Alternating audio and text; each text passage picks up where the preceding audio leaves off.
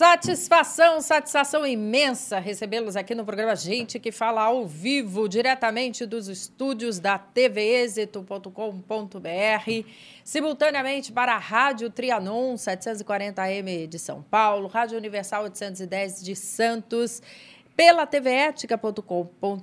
Portanto, eu peço a sua atenção e seu carinho, inclusive para que você baixe o aplicativo da TV Êxito aí no seu smartphone, no seu tablet e venha acompanhar toda a nossa programação ao vivo que estamos agora de meio-dia a 1h, mas lembrando que temos uma programação 24 horas aí à sua disposição, com esse programa aqui, inclusive, que pode ser revisto por você e outros, tá?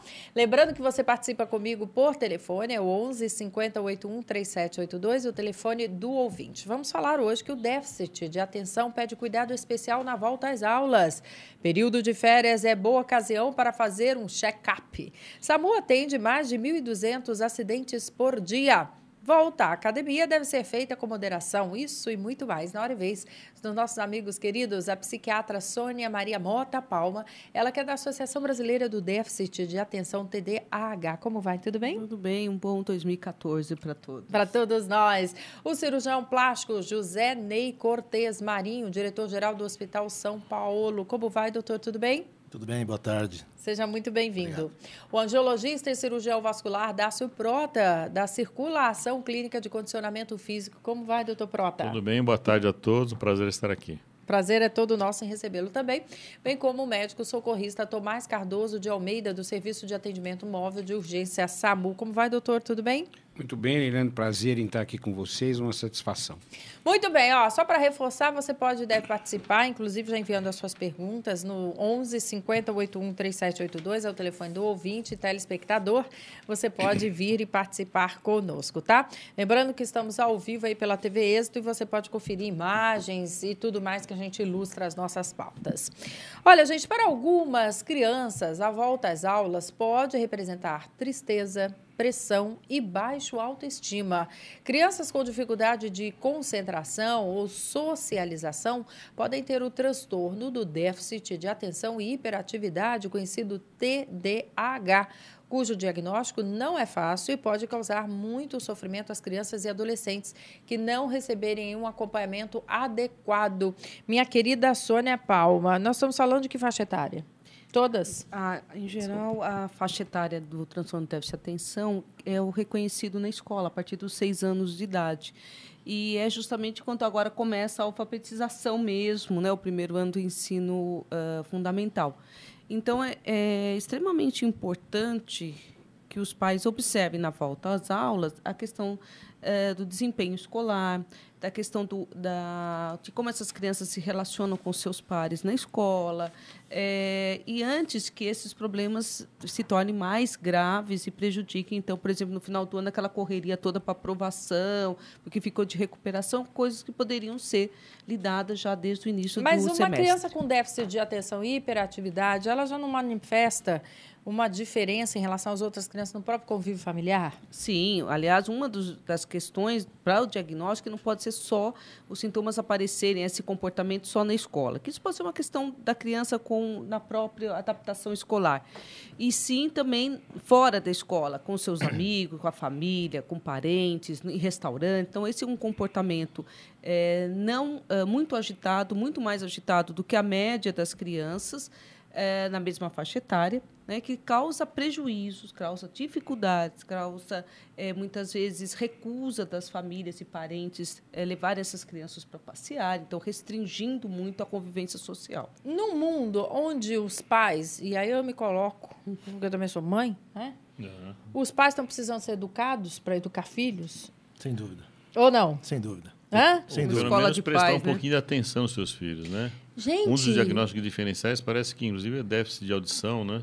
Sim. Às Porque vezes as não mães se falam assim, percebe. ele não me escuta, ele não presta Exatamente. atenção. Às vezes, sim, o diagnóstico diferencial... Literalmente, ele não está ouvindo. Não está ouvindo, tem que ser isso. A questão... Lógico, a gente está falando após sempre uma investigação muito cuidadosa, né? Para ver se essa criança não tem algum outro problema metabólico, não tem uma questão neurológica, não tem uma questão auditiva, excluída todas essas questões, sim, a gente começa a investigação, então, para o transtorno de déficit de atenção e hiperatividade, que em torno de 3% a 5% das crianças é a prevalência desse transtorno. Aí a gente fala assim, os pais precisam dar limite, né? Precisa dar orientação, porque esse é o papel do pai e da mãe. Sim. Aí, você vai para o restaurante, que você tocou no assunto, o pai não sai do celular. Né? A mãe, por sua vez, não sai do celular. E a criança? E os filhos correndo no restaurante. As crianças correndo no restaurante, ou então, tadinho, que eu também já vi, os apáticozinhos lá, que parecem órfãos de pai e mães vivos. No celular também. No celular. Não, às vezes nem tem. Às vezes fica apáticozinho mesmo, dá vontade de chamar. Vamos conversar, meu filho, vamos, né? Você fica olhando. Ou quando também não está em algum aparelho eletrônico. Acho que o grande problema foi a transferência da educação para a escola, né? Os pais esqueceram de educar e passaram essa responsabilidade para a escola. E mal veem os filhos. Trabalham o dia inteiro, quando chegam em casa à noite, altas horas da noite, os filhos já estão dormindo. E a educação, a formação da base familiar ficou nas mãos dos professores. O que também não conseguem fazer. E aí fica essa geração órfã de autoridade, de rumo, né? De norte. De rumo, não tem um norte a seguir. E aí a minha pergunta é o seguinte. Pode uma criança que tem essa patologia, TDAH, ser confundida com uma criança que não teve orientação de educação na sua formação? Sim, tanto pode ser confundida como ela pode estar associada, né?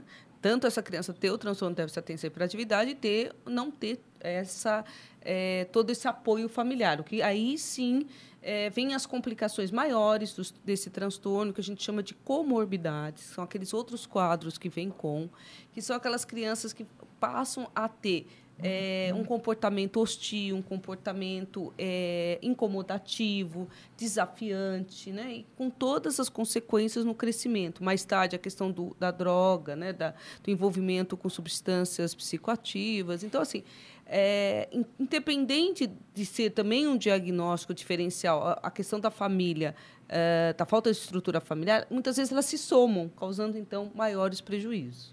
Uma coisa que eu vejo às vezes é que a família também ela procura um diagnóstico até para se eximir de responsabilidade na educação dos filhos. Meu filho tem déficit de atenção, então está tudo resolvido. Ele não aprende, ele tem uma série de problemas porque já tem o déficit, então está resolvido o problema. Aí que entra então o especialista, né, um profissional médico, para fazer a orientação dessa família, fazer um diagnóstico correto e orientação dessa família. Você já encontrou situação que você...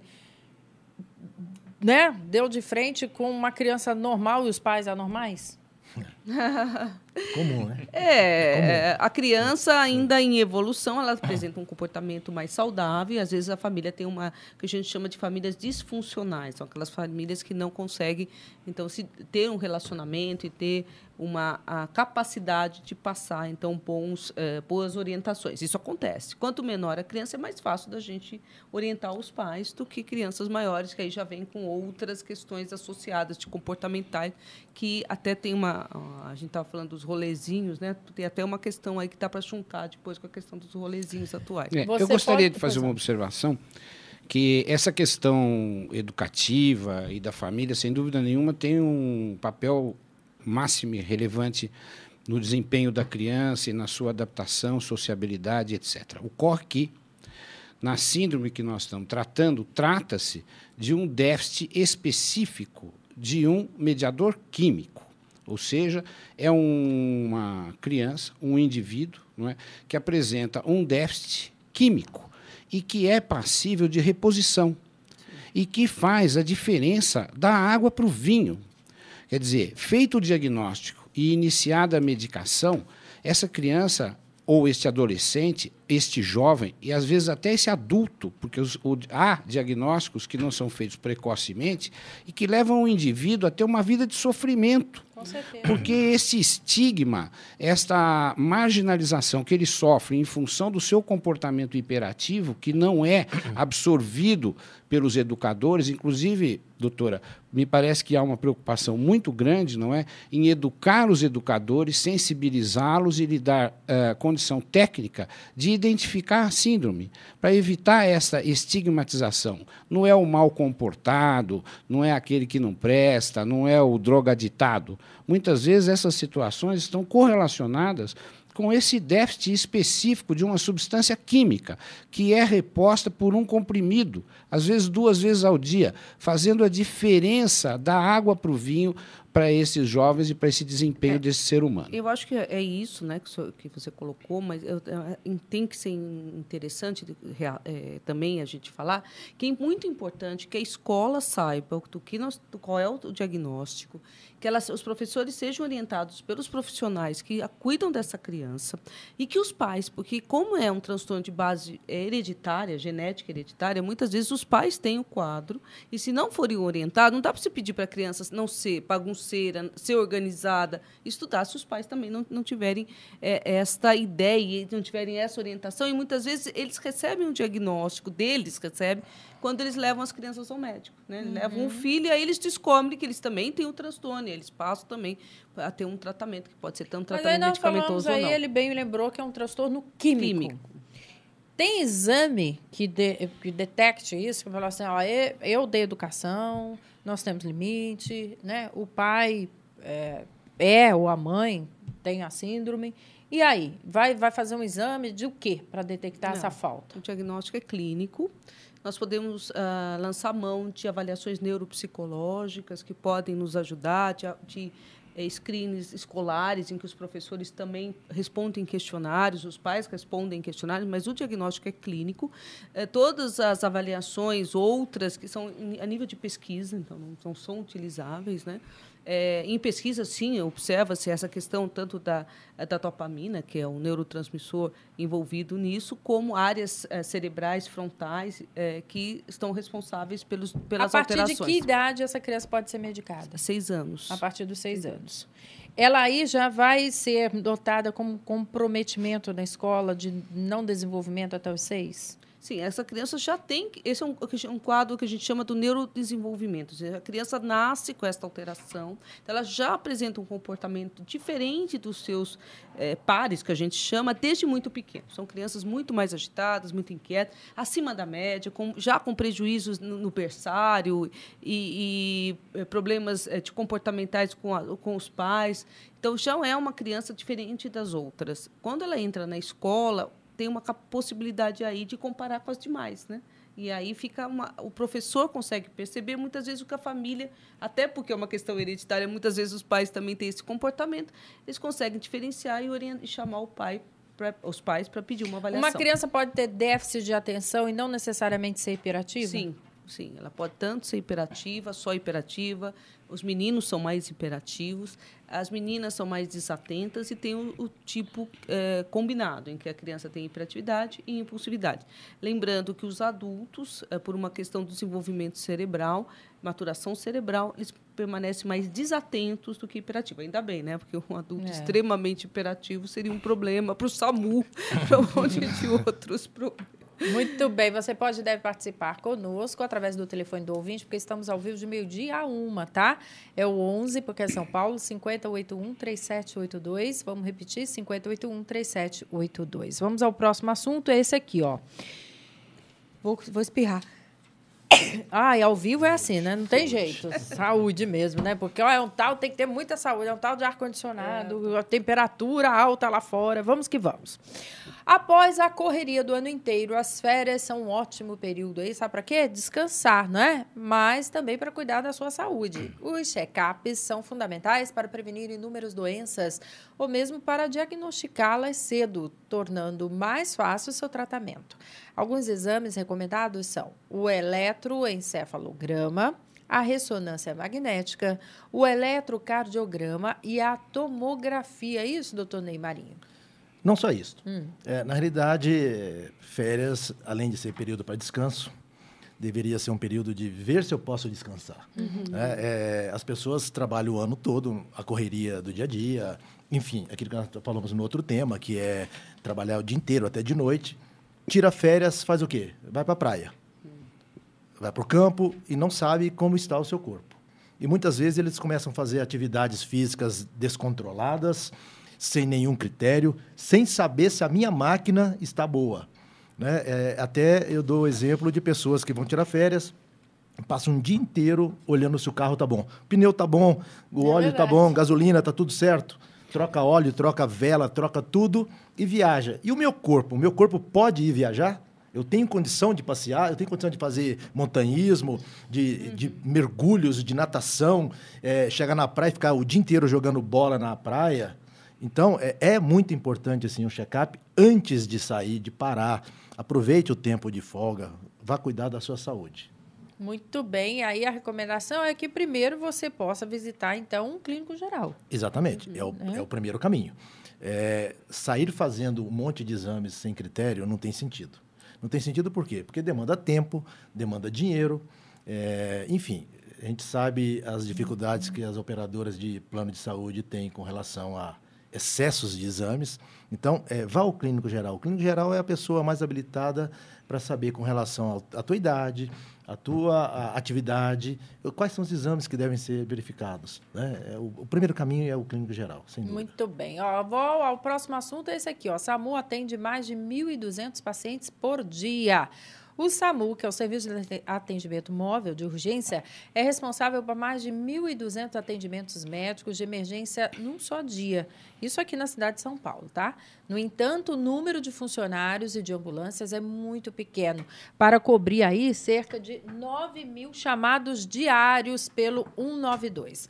Para piorar a situação, quase 20% desses chamados, gente, dá para acreditar? São trotes. É isso mesmo, doutor Tomás? De fato, nós temos uma incidência de chamados trotes, né, que não têm fundamentos, chamados sem fundamento, que desloca, muitas vezes, uma viatura, uma equipe para um local com uma atuação frustrante. Ocorre que este não é, na nossa maneira de ver, o principal problema. Por quê? Porque quando você é acionado por um trote, você chega, não é utilizado e continua disponível, ou seja, como no nosso jargão, você continua em QAP, ou seja, aquele equipamento de saúde, aquela equipe especializada continua disponível para qualquer eventualidade. A grande questão, na nossa maneira de ver, e como a maioria dos nossos parceiros, servidores do SAMU, aonde se incluem os condutores socorristas, que não são meros motoristas, não é? São indivíduos treinados e capacitados a intervir, inclusive em situações críticas em relação à vida. É verdade que se a ambulância passar no semáforo vermelho, eles são multados? Sim, lamentavelmente houve uma série de normas, inclusive evitando que se pegue via de ônibus, uma série de restrições ao trânsito de um equipamento cujo objetivo fundamental é o transporte. Não pode pegar o corredor de ônibus, as ambulâncias? Elas têm que evitar todo tipo de... São multadas também? Podem ser multadas. Então, esta orientação, né, foi uma orientação da administração anterior, que já está sendo revista dentro da instituição, não é? Mas eu estava dizendo que o nosso principal... Antigamente não era assim, né? Isso aí foi uma normatização que ocorreu a questão mais ou menos de 18 meses, por aí. Já com antes, Haddad? Já com o Haddad, mas ainda na antiga direção do órgão que era mantida da gestão Kassab. Ficou um período de 1 ano e pouco com a mesma orientação. Você sabe que eu me orgulho de apresentar o Gente que Fala por conta disso. Está todo mundo discutindo se deve andar o táxi ou não no corredor de ônibus. Que eu também me posiciono. Acho um absurdo não poder. Porque se eu pego o táxi, é porque eu preciso chegar rápido e porque também tem um taxímetro lá. Né? Eu preciso fazer custo-benefício. Agora, a ambulância é uma coisa óbvia. A ambulância tem que ter acesso irrestrito a qualquer lugar que dê passagem para ele. Sim, a questão de mão e contramão também, não é? Há uma série de situações que foram pontuadas pela administração anterior do SAMU, certo? E que não foram, vamos dizer assim, mantidas com a autoridade que agora está na gestão. Mas esta questão é uma questão de menor importância, na minha maneira de ver, naquilo que a gente possa estar contribuindo aqui com um caráter educativo da população. Não é menor, não. Você vai me desculpar. Se eu passar mal e não for atendida, pode custar a vida. Né? Sim, o grande problema, Liliane, eu acho, é aquela famosa frase, né? os inocentes acabam pagando pelos pecadores.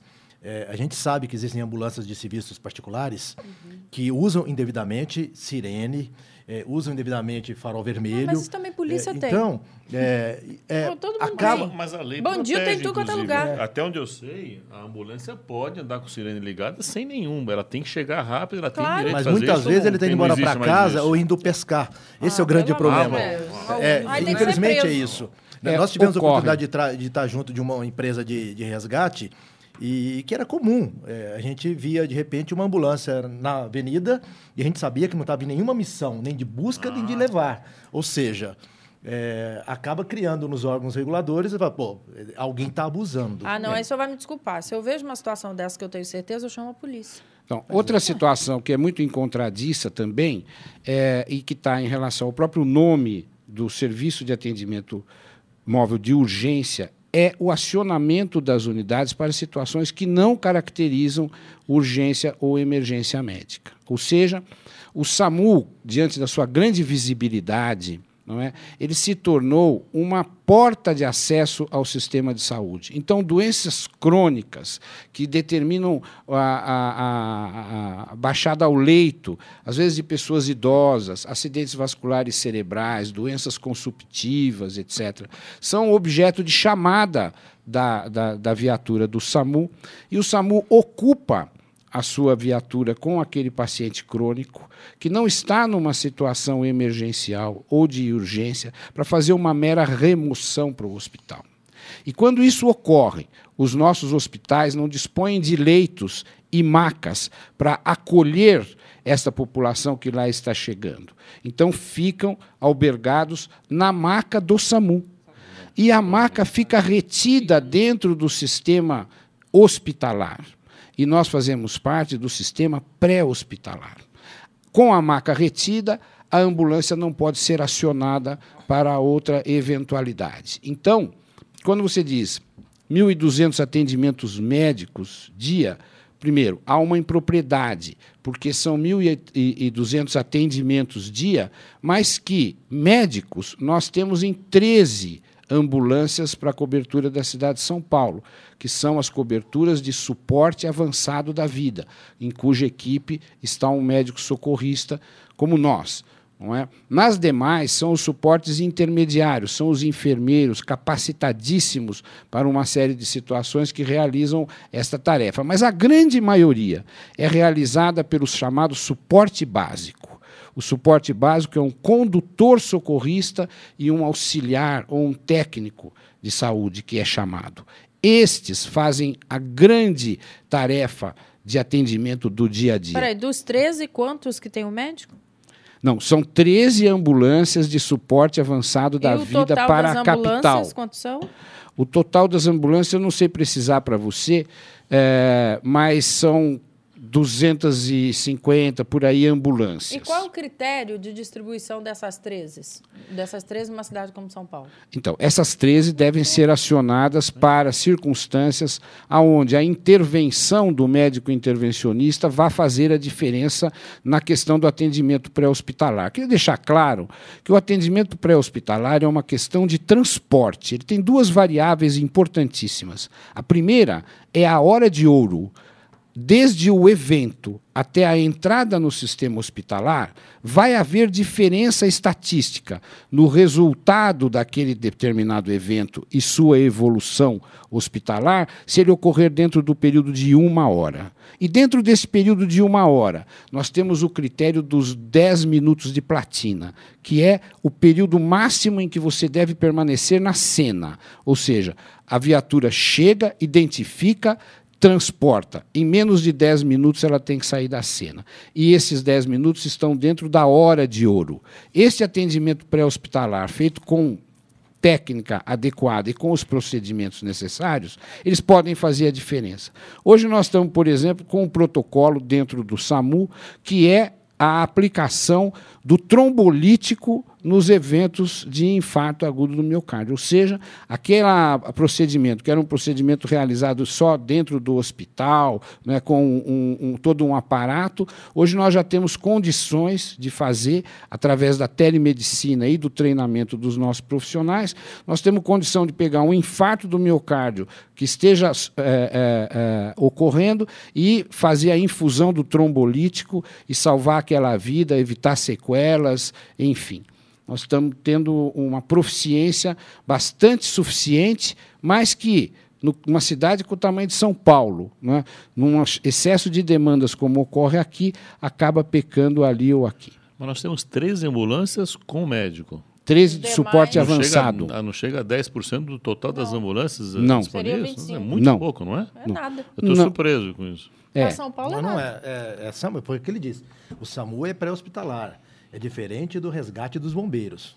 Só para deixar claro isso para a população, né? SAMU tem uma função Não, mas bem eu acho um específica. bom número, 13? Não é um bom número. Então, é isso que ele está falando, é ruim. Mas não é o que faz o atendimento das urgências no município, que tem também acidentes que são pelos bombeiros, outro foco do atendimento. Aí é uma dualidade que não é desejável, aliás. Porque você fica com 2 centros de acionamento, muitas vezes ambos os centros acionam e você tem a concorrência de 2 equipamentos da mesma complexidade no mesmo local, não é? E, diga-se de passagem, o Estado de São Paulo é um estado que peca pela segmentação e pela não participação do governo do Estado no SAMU. O SAMU é um órgão criado a nível federal por uma portaria ministerial de caráter federal, a 2048, não é? E que instituiu esse serviço em todo o país. Em todos os outros estados existe a concorrência de recursos, de técnica e de sobreposição de meios entre o Estado e o município. Na cidade de São Paulo e no estado de São Paulo como um todo, o Estado é omisso, porque ele criou, através de um grupo que faz o grupo de resgate e atendimento de urgência, que é o GRAU, não é? Aonde os médicos do GRAU se utilizam das viaturas do Corpo de Bombeiros e são cedidos para estas viaturas. São viaturas que não transportam pacientes, elas são viaturas de acesso rápido, aonde vai o médico, a enfermeira e o condutor, e também, ao mesmo tempo, vai uma viatura de resgate. Ou seja, naturalmente, os colegas do GRAU são pessoas que fazem os procedimentos, exatamente os mesmos procedimentos que estão capacitados os servidores municipais do Serviço de Atendimento Móvel de Urgência. Os bombeiros, todas as ambulâncias têm médico? Não. Existem algumas unidades... Eles fazem prestação de primeiros socorros. Não, eles são acionados. Os bombeiros são acionados para fazer um resgate. Não é?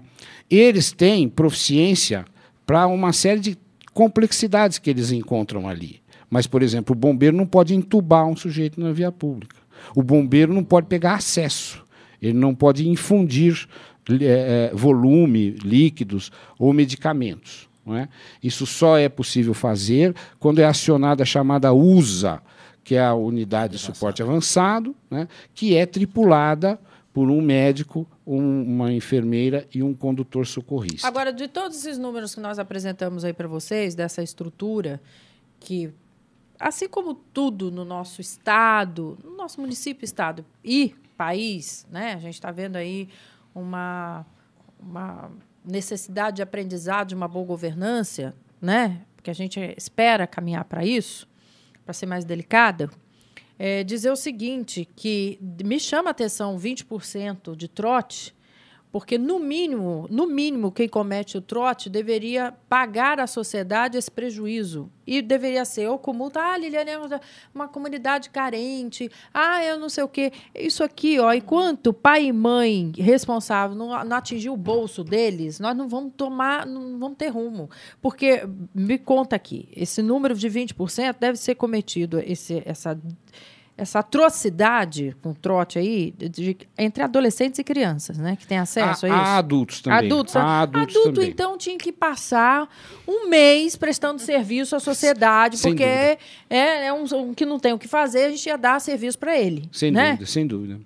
Agora, eu queria também chamar a atenção, aproveitar, inclusive, a oportunidade para dizer daqui que, das áreas que atuam na saúde, servidores, auxiliares técnicos de enfermagem, enfermeiros, médicos e os próprios condutores socorristas também, nós estamos diante de uma categoria que é a única categoria que está exposta ao mesmo tempo à periculosidade e à insalubridade. Pensei nisso também. É uma somatória de riscos que dizem Sobretudo respeito... no trânsito. E é óbvio que dizem respeito ao exercício da função, não é? Que não é reconhecida pelo poder público. Como assim? Não é remunerado por isso? Não é remunerado de forma diferenciada. Veja, por exemplo, nos hospitais, eu já trabalhei em muitos hospitais, fui diretor aqui em São Paulo de um grande hospital público municipal, graças a Deus e aos nossos companheiros lá com grande sucesso. A equipe é composta por, vamos dizer, 5, 6 médicos daquela determinada especialidade. Então, são 24 horas de plantão.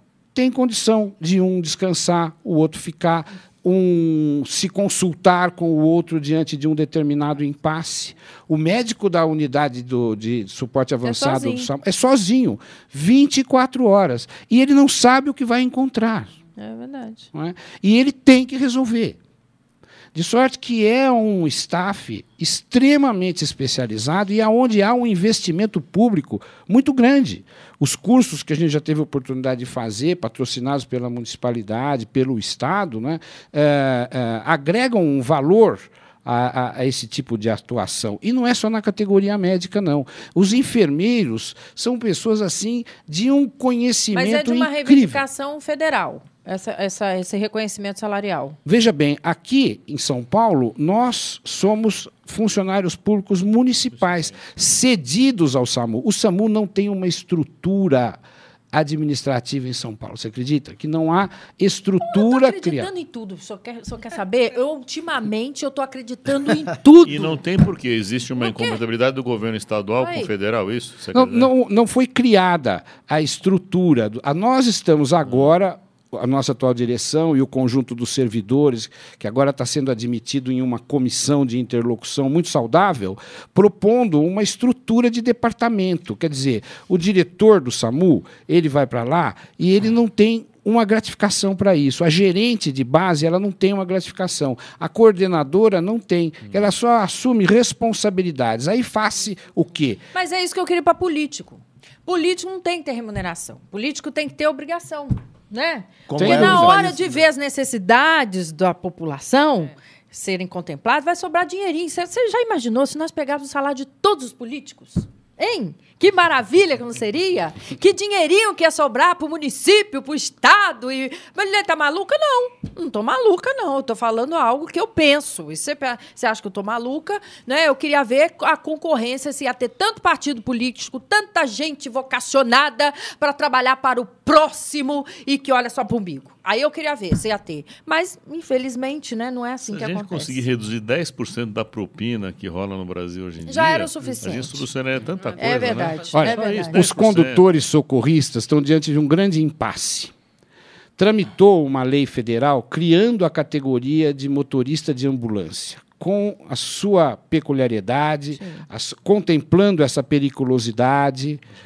Esta lei tramitou, foi aprovada na Câmara Federal, no Senado, e foi vetado pela presidente Dilma, através do veto número 50, que vai agora, no dia 18 do mês que vem, a votação novamente na Câmara para se tentar derrubar o veto presidencial de um projeto de lei que tramitou durante quase 5 anos. Eles ficam enquadrados na categoria motorista só. Pois é uma impropriedade. Claro, porque... Aqui em São Paulo... Aliás, como eles dirigem, inclusive, tem que ter um treinamento diferenciado, tudo bem. Aqui em São Paulo não são concursados como motoristas, são concursados como agente de serviço desqualificado. Do mesmo jeito que tem os coveiros, que também têm seu mérito e tal, não sei o quê, são um agente de serviço não qualificado como motorista na administração pública municipal e muito menos como socorrista. Vamos respirar, beber água, porque senão a gente passa mal, né? Passa mal. Eu passo mal. Talvez por isso seja bom eles não atravessarem o farol vermelho, para não se exporem tanto, né? Mas se eu estiver lá dentro precisando ser socorrido, eu vou gritar, passa com sinal vermelho. Vamos lá, depois dos excessos do final do ano, muitos começaram 2014 encarando as academias como a salvação para queimar os quilos ganhos, mais do que a estética. A prática de atividades físicas é fundamental para manter o equilíbrio mental, a saúde e a longevidade. No entanto, principalmente após um tempo parado, é preciso cuidado para não sofrer lesões ou problemas mais graves. Doutor Dácio, ainda na academia, algumas exigem alguns padrões lá de ingresso desse cidadão. Mas muitas não. Outras não, mas ainda me chama a atenção aquele que, por si só, quer fazer o exercício. Sim. E aí ele fala assim, eu não vou pagar academia, não, eu vou caminhar lá perto da minha casa. Vou fazer. Caminhar requer cuidados especiais, inclusive? Requer, inclusive, existem algumas estatísticas que falam em índice de mortalidade de até 8%. Que isso? De indivíduos que vão fazer atividade física num ritmo de médio para intenso e que nunca fizeram atividade física nenhuma. Que loucura. Então, é um valor significativo. Tem uma faixa etária que concorre mais a esses riscos? Quanto maior a faixa etária, evidentemente que o risco é maior, mas a gente já viu mais jovens que se iniciam na academia e tendo problema que não era, ou que, por exemplo, não sabiam que eram hipertensos. Uhum. E a gente acaba descobrindo no exame médico inicial. Né? Qual é a sua orientação, então, para todos aqueles, né, que vão frequentar? Porque tem academia que fala, meu filho, vem aqui que a gente melhora seu condicionamento, né? Vamos paga lá. Que faz. É o famoso paga que faz. O senhor falou melhor do que eu aí. Paga que faz. E aí, o que dizer a esse candidato que deseja ter na verdade, qualidade de vida e saúde? Muita gente está preocupado com o custo apenas, né? Não está preocupado com a saúde. Então, os locais onde não se faz nenhum tipo de exame, não existe nenhum tipo de critério, tem um custo mais baixo, evidentemente. Uhum. Mas as pessoas precisariam se preocupar exatamente como fazer e fazê-lo da maneira adequada. Tem alguns sintomas que possam chamar a atenção, inclusive para dizer a esse cidadão assim, para o que você está fazendo, vai procurar um médico? Quando a pessoa ainda tem um sintoma, cansaço, fadiga, a falta de ar, são sintomas que geralmente fazem a pessoa parar. O problema são as pessoas que não têm sintoma. E nós já vimos alguns casos de pessoas que começaram a treinar progressivamente de intensidade e chegaram a ter um infarto depois de alguns dias. Então, assim, esses são os casos mais perigosos. Esses são os que estariam acima do peso, por exemplo? Esse caso particularmente era um cliente que estava acima do peso, que tinha um casamento marcado para daqui a 6 meses. Ele era, inclusive, irmão de um colega nosso. Ele começou a treinar, aumentar a intensidade, começou a ter resultado, se empolgou. Ele chegou a um determinado ponto que ele queria treinar de manhã, tarde e à noite. Eu queria pegar essa vontade. Quando também. ele começou a querer treinar à noite, eu falei para ele, a gente conversou com ele, falou, não, você vai fazer alguns exames. Ele fez um exame, teve que fazer um cateterismo, porque ele tinha uma artéria quase que 90% ocluída. Ele teve que colocar um stent antes de fazer o casamento. Acho que outra coisa muito importante, né, doutor? A academia, muitas vezes, ela é levada ao erro por colegas médicos. Todos nós aqui já passamos pelo dissabor de algum amigo pedir um atestado para fazer academia ou piscina, ou natação, né? Você pode me dar um atestado para levar na academia? E, às vezes, no automatismo, o colega acaba dando um atestado, porque é amigo, porque nunca viu que ele tivesse algum problema mais grave. Aí, estou ali, Ney, você pode me dar um atestado? Para quê? Não, para minha filha fazer academia. Mas espera um pouquinho. Quem é tua filha? Onde está tua filha? Ela tem problema? Não, ela é ótima. Aí a academia fica com o ônus do problema, porque tem um atestado médico com validade oficial, está carimbado, assinado por um médico. Ela se exime de responsabilidade. Exatamente. Chega um momento... E perante o Conselho Regional, esse médico que deu o atestado, ele é o responsável. Ele é o responsável. Ele pode ser acionado. Mas quem vai morrer não é nem o médico nem a academia, é o paciente. Né? É por isso que isso vem somar ao que a gente falou no começo, fazer check-up certo e regular antes de qualquer prática esportiva, seja ela doméstica ou em academia, né? Porque um atestado é um documento oficial. E os colegas, infelizmente, têm esse mau hábito de dar um atestado. Bom, todo cuidado é pouco. E aí, quais são os exames mais comuns que são realizados, doutor Dácio? Eu acho que, como a gente estava falando agora há pouco aqui com relação ao check-up, passar com um clínico geral, às vezes o exame físico, não precisa nem fazer um exame prático, um exame físico, uma conversa, uma boa anamnese, você consegue orientar e, às vezes, reduzir bastante o custo, inclusive, para essa pessoa, para poder praticar uma atividade física sem risco ou com um índice de risco muito baixo. Uma outra coisa também que é importante é o acompanhamento, né? Não adianta você... Porque você pode estar uma saúde boa nesse determinado momento e depois de alguns dias você apresentar algum tipo de distúrbio que não é detectado, porque não tem nenhum tipo de acompanhamento. O acompanhamento posterior, o treinamento das pessoas que têm contato com esses iniciantes da prática de exercício é muito importante também, a orientação que eles tenham depois. Muito bem. Olha, e outra coisa, quando a gente começa a andar e o joelho começa a dizer que ele existe, porque você não percebe que ele está ali, né? Você não percebe, até ele falar, oi. Né? Significa o quê? Que já está complicado? Está começando a gastar um pouquinho. Às vezes, assim, o modo de andar errado, às vezes é calçado, às vezes não tem nada nenhuma patologia grave. Assim. Não precisa ficar desesperada com relação a isso. Está chegando a data de validade aí. Mas às vezes é bom sentir uma dorzinha para se tomar alguma providência. Muito bem, vamos fazer um rápido intervalo, voltamos já já. Eu sou Lívia Genari, médica pediatra, e estou aqui também na TV Êxito falando sobre qualidade de vida. E lembre-se, viva com saúde! A gente recebe muitas vezes atestado de pediatra. Fala com a Zenilda, que é para avisar o doutor Nelson, nós não vamos falar desse medicamento, porque senão a gente pode ser, inclusive... Eu sou o professor... Fala, chama ela aí. Estou sempre... Então avisa o doutor Nelson.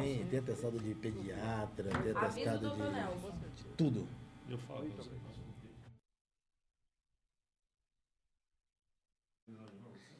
Estamos de volta com o programa Gente que Fala. E agora comigo por telefone o doutor Nelson Letísio, que é membro titular da Sociedade Brasileira de Cirurgia Plástica, membro da Sociedade Internacional de Cirurgia Estética, fundador e secretário-geral da Sociedade Brasileira de Laser e Medicina e Cirurgia. Tudo bem, doutor Nelson? Seja bem-vindo. Tudo bom, Liliane? Doutor Nelson, você tá? Eu estou ótimo aqui. Graças a Deus, tudo em ordem. E pensando já, doutor Nelson, nessa questão, quando a gente pega um quilinho a mais, muitos correm para o consultório médico do cirurgião plástico com a esperança de eliminá-los de uma vez só através da lipoaspiração.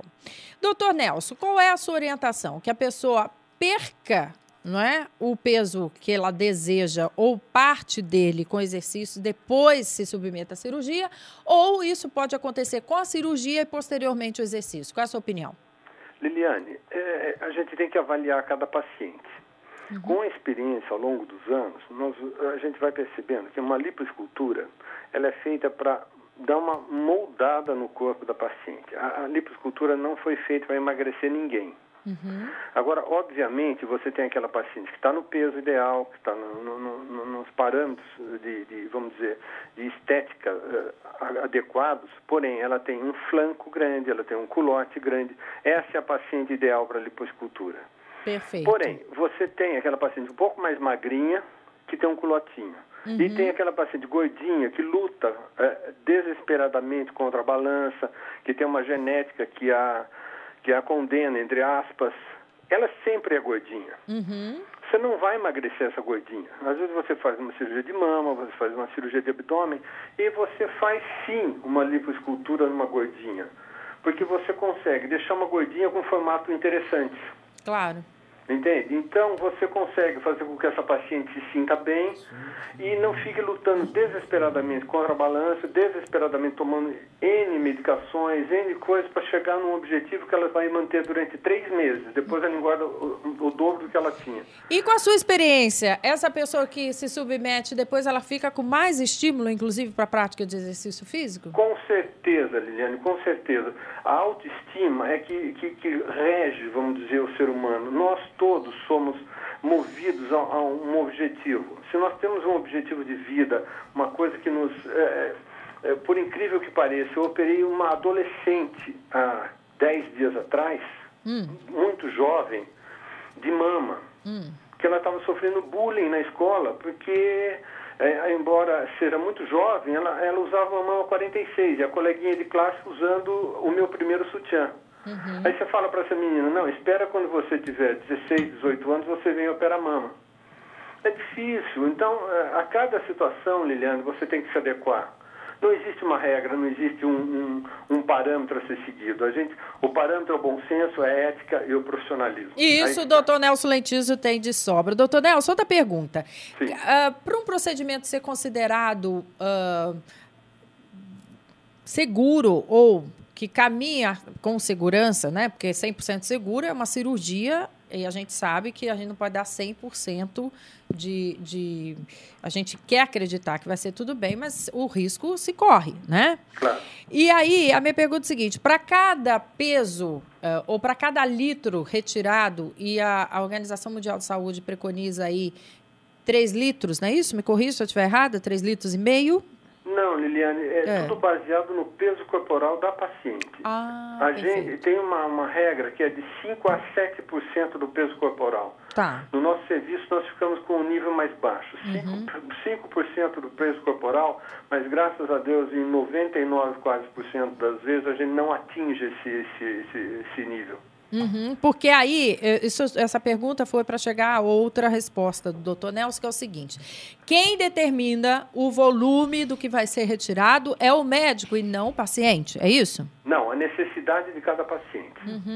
Há casos que eu já fiz que a gente faz, como a gente fala, às vezes, uma lipoescultura de 2 tempos. A paciente é gordinha, ela não consegue perder o peso, a gente já fez abdômen, já fez mama, aí até aquele culote grande, um pneu grande.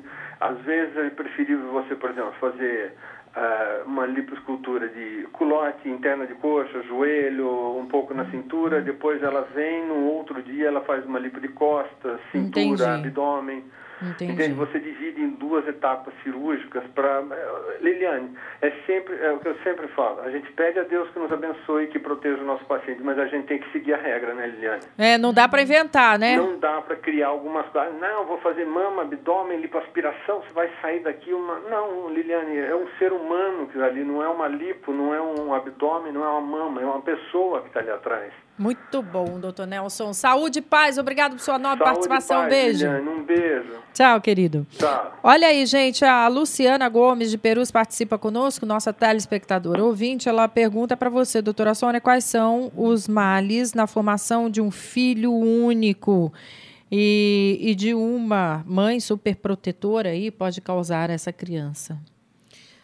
Acho que a questão do filho único, em geral, os pais são super protetores mesmo, né? E acabam interferindo muito nas decisões dessas crianças, no sentido até de protegê-los, né?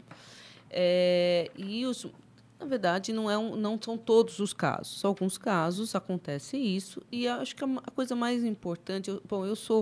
Eu trabalho com infância há 30 anos, eu sempre acho que os pais precisam de orientação.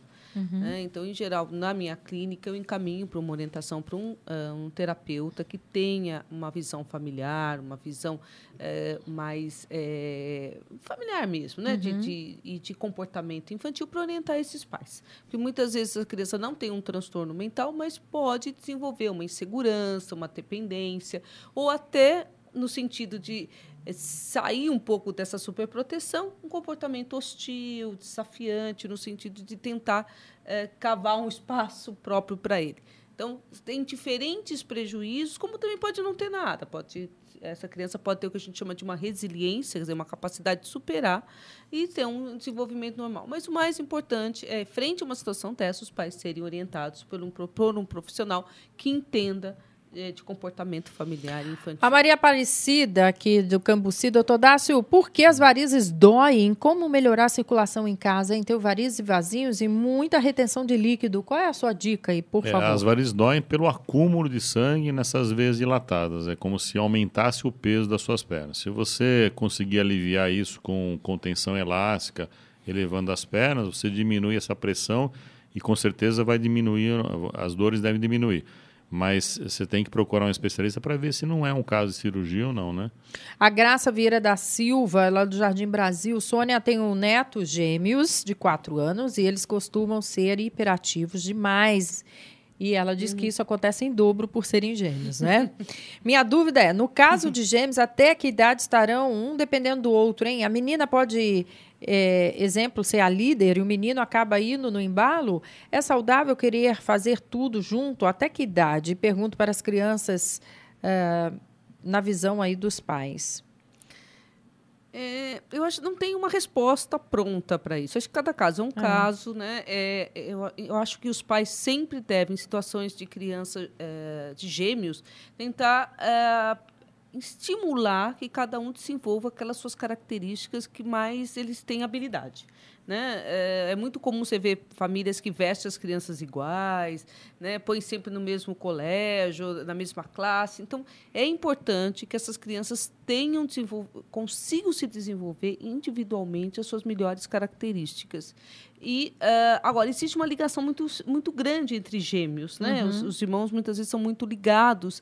E uma coisa que a gente percebe, que também é percepção, não é uma coisa científica, é que, em geral, um dos gêmeos tem um comportamento e o outro tende a compensar com um comportamento diferente. Né? Até na tentativa de ser diferente. E de marcar uma posição, de novo, de frente a essa família. Então, de novo, orientação para os pais. Se tiver dúvida, procurar um profissional que possa orientar. Porque eu acho que a questão é muito mais dos pais do que das próprias crianças. Olha aí, a Jussara, obrigada pela participação do Tatuapé, ela diz assim, Liliane e doutor Tomás, eu não acho que deve ser algo normal os funcionários do SAMU saírem no trânsito caótico de São Paulo usando ambulância. Também não acho isso. O que eu acho é que eles, em atendimento, devem sair realmente usando os recursos para chegar mais rápido ao destino, porque pode custar uma vida, né? Eu não tenho plano de saúde, diz ela, sempre usei o SAMU e quando fui atropelada, esperei 1 hora no chão, sem saber se tinha quebrado algum osso ou não. Fiquei jogada lá. O maior problema, com certeza, é a falta de funcionários, de investimento, etc. Mas alguém também tem que falar que essa espera pode causar uma vida. Você está contradizendo o que você falou lá no início, viu, filha? Tem que ser mais rápido, né? Ela diz, a minha dúvida é quando eu ligo 192, vai cair numa central, doutor? Sim, vai cair numa central de atendimento que em São Paulo está carente de uma adaptação à regra que criou o sistema de regulação. Por quê? Porque a regulação é um atributo, é uma autoridade conferida pela regra ao médico regulador. Não estou entendendo nada. Seja mais assim, mais direto para nós. Olha, eles não fazem o que, na maioria das vezes, faz em outros estados, é isso? Nós temos aqui um sistema que é um sistema de despacho. Certo? A administração anterior investiu na aquisição de um sistema de despacho e importou um modelo, que é um modelo canadense e de outras civilizações. Quando eu toco lá o 92, atende quem? Atende um atendente, telefônico. O telefone Não, mas é uma mensagem? Ou é um ser humano que está lá do outro lado? É uma pessoa que está lá. Uma mensagem. Não, é uma pessoa. É uma pessoa treinada. Certo. Aí ela vai, de acordo com a sua queixa, ela vai protocolando, tá certo? Em um protocolo de despacho que não interage o suficiente com aquele que está demandando. Então, no final das contas, ela chega em um determinado quesito e ela despacha a unidade. Entendi. Na verdade, isto é válido em determinados países onde, por exemplo, não existe médico na ambulância, onde a vocação do atendimento hospitalar é outra e é feita por paramédicos. Tá, e tem um modelo que a gente poderia seguir? Desculpa, eu estou correndo porque tem muitas perguntas aqui para o senhor também. A cultura da população nesses lugares é diversa, não tem trote, tá certo? Não tem demanda. E outra, eles pagam o chamado. Outra pergunta para o senhor é do Alcide Guarulhos. Ele fala assim, qual a sua opinião sobre a questão que policiais não podem socorrer vítimas de violência e sobre a diminuição das mortes? Essa questão já foi superada, né? Porque houve em determinado momento aí uma determinação para que não houvesse alteração da cena quando houvesse um confronto entre bandidos e policiais para que não se alterasse. Não, eu entendi. Mas a aí cena. eles mantiveram isso. Nenhum policial pode socorrer. Isso, de alguma forma, refletiu no atendimento do SAMU? Num determinado momento... Aumentou, acredito, né? Sem dúvida, aumentou a demanda, mas isso já foi absorvido pelo sistema. Já, entendi. Agora, outra pergunta vem para você, a minha querida Dora, Jardim Ângela. Doutor Ney, eu queria muito fazer um check-up no SUS, mas tem que esperar uma longa fila, acaba fazendo sacrifício e pagando do próprio bolso. Acaba sendo um luxo ver como está a saúde no sistema público. O que o senhor diz a respeito? Quer dizer, a consciência do check-up existe, não existe a possibilidade, segundo a Dora. É uma triste realidade. O Sistema Único de Saúde, o serviço público, de uma forma geral, existem regras, existem leis que obrigam que as consultas básicas devam acontecer até 7 dias. Né? E que não é uma verdade. Muito bem. Infelizmente, o check-up ele é oneroso, sim, mas tem que procurar, mesmo que se fique na fila. O Haroldo Tremembé, Sônia, eu queria saber se aquelas musiquinhas, por exemplo, Boi da Cara Preta, as que falam que a cuca vem pegar, pode causar algum dano psicológico à criança, como eu já ouvi. Eu acho que dentro de um contexto afetivo que os pais contam, como uma tradição, são músicas de tradição, aí eu acho que não. Eu acho que o que causa o medo é coisa muito mais palpável. São as questões do dia a dia, a questão dos relacionamentos com os pais, né? Uma bala perdida na rua. Bala perdida na rua, Isso, sequestro relâmpago, né? Eu contava uma história para minha filha dos 7 cabritinhos, onde morriam 6 e ficava 1. E ela pedia toda noite e hoje ela é saudável, ela não teve nenhum problema. Que cabritinho é esse que eu não conheço? É uma história. Depois você me me fala. conta, mas não vou contar para os seus gêmeos, não. Mas vai Do contar cabritinho eu não conheço, da Boi da Cara Preta eu conheço. 7 cabritinhos.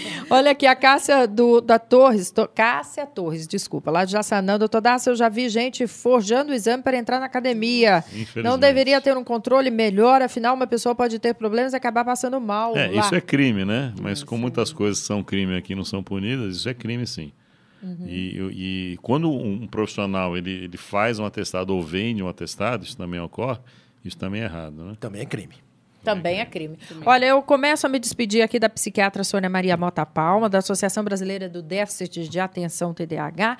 E eu gostaria, Sônia, porque o nosso tempo é rápido aqui para todos esses assuntos importantíssimos que abordamos aqui, um contato ou um direcionamento para os nossos telespectadores e ouvintes. Pode escrever para o meu e-mail, qualquer dúvida, é soniampalma@hotmail.com. Eu teria o maior prazer em responder qualquer dúvida. Obrigada, viu, pelo convite. Nós que agradecemos. O médico socorrista, doutor Tomás, muito obrigado por sua participação, viu? Volte mais vezes. Nós é que agradecemos essa oportunidade. Queria também aproveitar aqui para convidar a população para estar conosco agora no dia 25, na Marquise, lá do Ibirapuera, onde os servidores do SAMU vão estar tentando esclarecer a população sobre as nossas dificuldades, aquelas coisas que passamos e tentando levar uma mensagem, porque a nossa visão, para nós, nada é mais importante do que salvar uma vida. Nós estamos dentro da casa das pessoas, nós sentimos o sofrimento das pessoas, sabemos a expectativa